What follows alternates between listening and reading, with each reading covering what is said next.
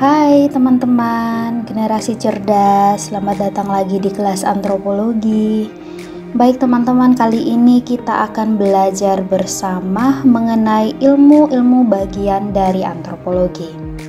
Nah teman-teman, di Universitas Amerika Serikat, di mana merupakan tempat antropologi telah berkembang secara ruang lingkup dan batas lapangan perhatiannya yang luas itu menyebabkan adanya paling sedikit 5 masalah penelitian khusus. 5 masalah penelitian khusus ini akan kita bahas satu persatu. Yang pertama, masalah sejarah asal dan perkembangan manusia secara biologi. Yang kedua, mengenai masalah sejarah terjadinya beragam makhluk manusia yang dipandang dari sudut ciri-ciri tubuhnya. Jadi masalah penelitian khusus yang kedua ini dilihat dari ciri-ciri tubuhnya ya. Yang ketiga, masalah sejarah asal, perkembangan, dan penyebaran beragam bahasa yang diucapkan manusia di seluruh dunia. Jadi yang ketiga ini berkaitan dengan bahasa. Yang keempat, masalah perkembangan, penyebaran, dan terjadinya beragam kebudayaan manusia di seluruh dunia. Dan yang terakhir, masalah mengenai asas-asas kebudayaan manusia dalam kehidupan masyarakat dari semua suku bangsa yang tersebar di seluruh muka bumi. Berikut teman-teman, selain 5 masalah penelitian khusus yang sudah dijabarkan tadi, ilmu antropologi ini mengenal juga ilmu-ilmu bagian. Yang pertama ada paleoantropologi, yang kedua ada antropologi fisik, yang ketiga ada etnolinguistik, keempat prehistori, dan 5 etnologi. Baik, kita akan membahasnya satu persatu. Yang pertama berkaitan dengan paleoantropologi.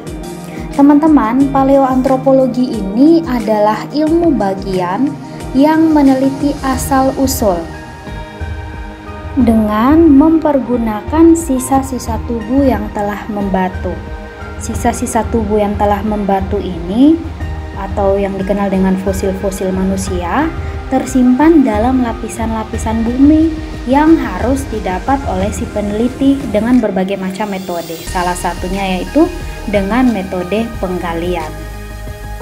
Yang kedua, teman-teman, ada antropologi fisik.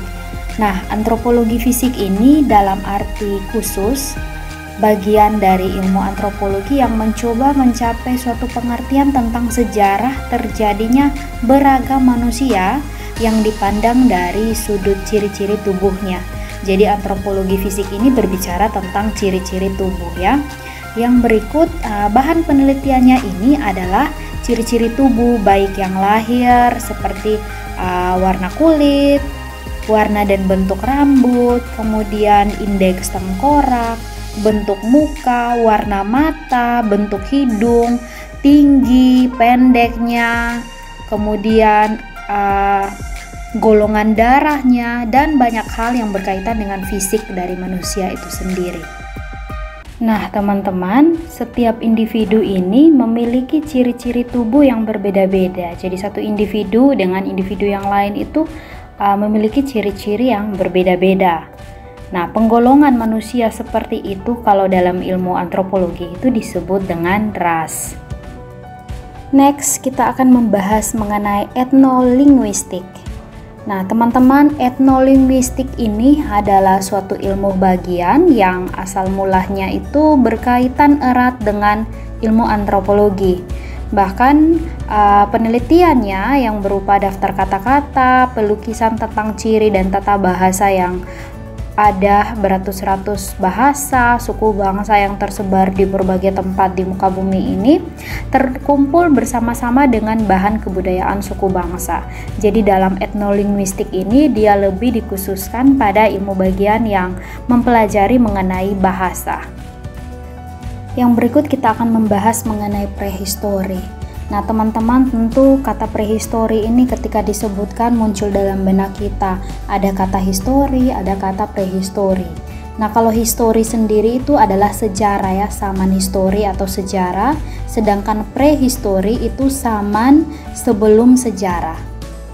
Atau biasa dikenal dengan istilah zaman sebelum suatu bangsa mengenal huruf, atau yang disebut dengan prehistori, sedangkan zaman suatu bangsa mengenal huruf itu disebut zaman histori.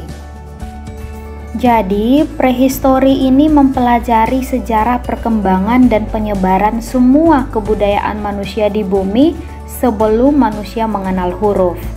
Nah, dalam ilmu sejarah, seluruh waktu dari perkembangan kebudayaan umat manusia mulai saat terjadinya makhluk manusia, yaitu kira-kira 800.000 tahun yang lalu hingga sekarang, dibagi ke dalam dua bagian.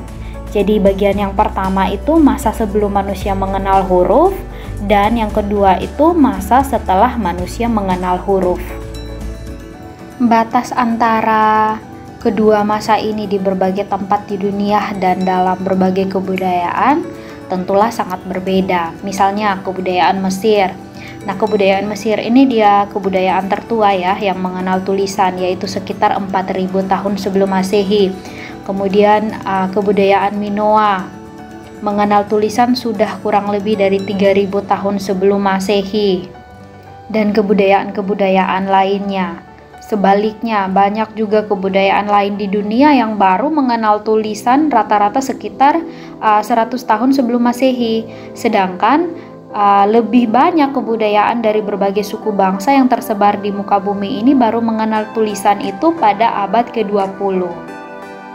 Nah, teman-teman, suatu bangsa yang tidak mengenal huruf tentu tidak dapat menyatakan kejadian dan peristiwa dalam kehidupan kebudayaan dan masyarakatnya dengan tulisan, ya kan? Dengan demikian, tidak dapat meninggalkan sumber-sumber tertulis kepada kita yang mempelajari sejarah perkembangan kebudayaan itu. Sebaliknya, suatu bangsa yang telah mengenal tulisan dan dapat mencatat semua peristiwa dalam kehidupan masyarakat dan kebudayaannya, tentu mereka memiliki kitab-kitab dan tulisan-tulisan yang bisa ditinggalkan kepada kita sebagai sumber-sumber keterangan tertulis. Next, yang terakhir mengenai etnologi. Nah, teman-teman, etnologi ini adalah ilmu bagian yang mencoba mencapai pengertian mengenai asas-asas manusia dengan mempelajari kebudayaan-kebudayaan dalam kehidupan masyarakat dari sebanyak mungkin suku bangsa yang tersebar di seluruh muka bumi pada masa sekarang. Yang berikut, teman-teman, ilmu-ilmu bagian yang tadi sudah dijelaskan, yaitu yang pertama paleoantropologi dan antropologi fisik. Kedua-duanya ini disebut antropologi fisik dalam arti luas. Sedangkan ilmu-ilmu bagiannya itu etnolinguistik, prehistori, dan etnologi. Ketiga ilmu ini disebut antropologi budaya. Demikian penjelasan singkat dari saya. Silakan teman-teman mempelajari materi-materi lain yang relevan supaya semakin kaya akan pengetahuan. Terima kasih, salam sehat, salam jumpa lagi di lain kesempatan. Salam perubahan, Tuhan memberkati.